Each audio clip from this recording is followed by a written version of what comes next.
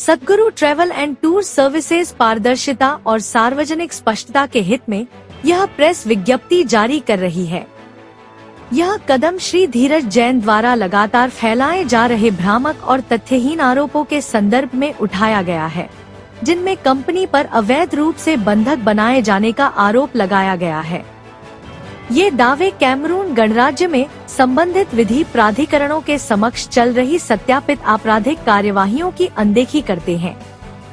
Social media, television platforms और भारत में चुनिंदा मीडिया इंटरैक्शन के माध्यम से प्रसारित दावों के विपरीत, यह मामला किसी भी प्रकार की कैद, दबाव या अवैध हिरासत से संबंधित नहीं है। यह पंजीकृत आपराधिक मामलों से जुड़ा है, जिनमें एक कथित मनगढ़ंत लूट की घटना तथा ग्राहकों की धनराशि को अवैध रूप से रोकने और गबन करने से संबंधित कई प्रकरण शामिल हैं। ये सभी मामले वर्तमान में कैमरून गणराज्य की सक्षम जांच और न्यायिक एजेंसियों के समक्ष विचाराधीन हैं। What is the case of Dheeraj Sharma and between travel agency? What is the norm? Pardon me, I didn't understand. Sir, ये आज जो प्रेस कॉन्फ्रेंस बुलाई गई है उसके बारे में जरा संक्षेप में बताएं। What is the motive of the press conference today? Okay, so thank you for attending the press conference, everybody. And I know you're all very busy people, but you have given us the time, so thanks for that. So this case today is basically concerning one of the cases that is going on in Cameroon against one of our employees. And in retaliation, the employee has been, shall I say, blasphemizing the company by spreading false rumors that all the cases are accusations and that he has not been treated properly, etc., etc. There has been a lot of negative press that has come out in the past 2 months, and the company has wants to clarify its position, and that is the whole purpose of this meeting today. So I'll be gladly taking questions from all of you if you have any concerns about the case and what is going to happen next. Thank you. How many time between your employment? Hindi में पूछे। आपका जो धीरज शर्मा है, कितने समय से आपका employ था? His name is Dheeraj Jain, not Sharma, Dheeraj Jain. and he has been working with us for more than 12 years, almost 13 years. He has been with the company and the group. तो उसको ऐसी जरूरत क्यों पड़ी ये सब करने की? जब 12 साल से आपके साथ है, तो ऐसी कौन सी कमी है उसमें, या कंपनी के इसमें ऐसा क्या नॉर्म्स आया कि ऐसे करना पड़ गया उसको? लूट हुई इसके साथ, वो बता रहा है लूट हुई।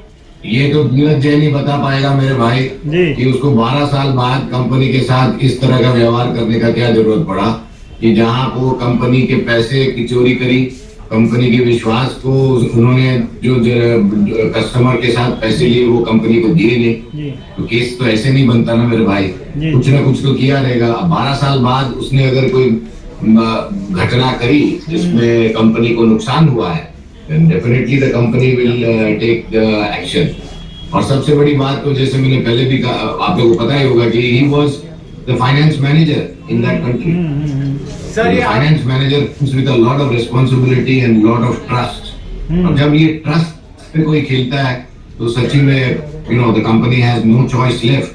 लोगों से मिस्टेक होती है, किसी ने कोई गलती करी, कुछ उस गलती के कारण अगर कंपनी को लॉस हुआ तो वो अलग बात है। सर, एक सवाल मेरा है कि आपके कस्टमर्स और पार्टनर्स को क्या कहना चाहते हैं, क्या संदेश देना चाहते हो सर? सर, हम तो यही कहेंगे कि सद्गुरु operates in close to 80 countries in the world.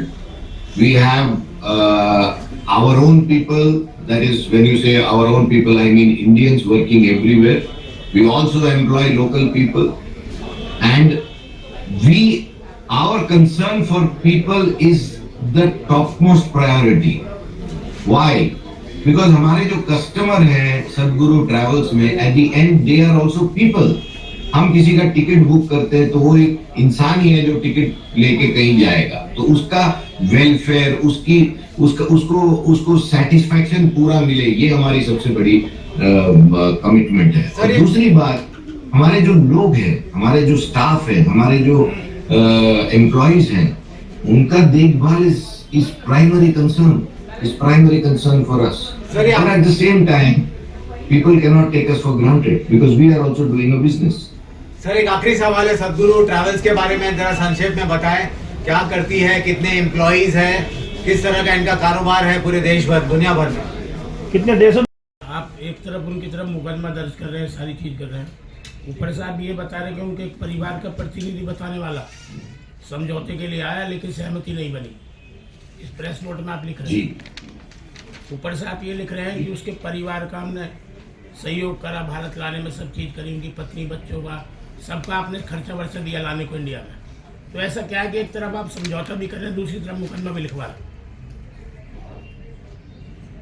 Sorry, I couldn't hear the full question. It is true. जहाँ तक मुझे आपके क्वेश्चन से समझ में आ रहा है, सबसे पहले तो आप ये पूछ रहे हो कि उनके परिवार से कोई आया कि नहीं, तो लेट बी वेरी क्लियर, परिवार से कोई नहीं आया।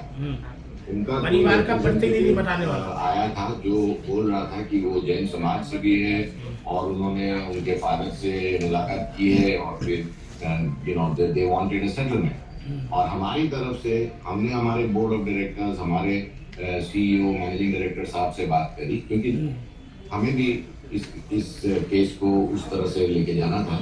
और फिर एक अमाउंट पे एग्रीमेंट हुई, एक पर्टिकुलर अमाउंट पे एग्रीमेंट हुई which was significantly lower than the amount that we are talking about, but that's not the point. हमने एक अमाउंट पे एग्री करी, हमने फिर उन्होंने फिर बोला कि ठीक है, हम मुझे आप टाइम दीजिए, मैं वापस आ रहा हूँ।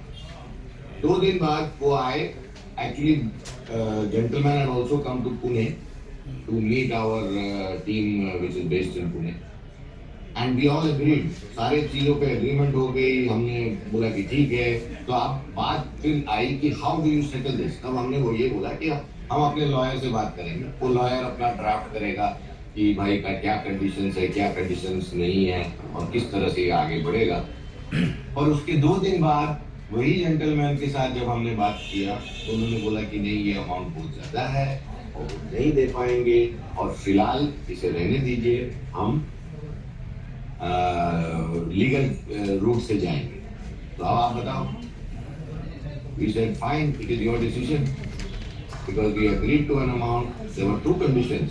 Again, let me be very clear. There were 2 conditions. One was that we agreed on an amount. Also, the amount पे बोला कि इतना अमाउंट आप लोग दोगे तो we will consider the balance as the cost of doing business.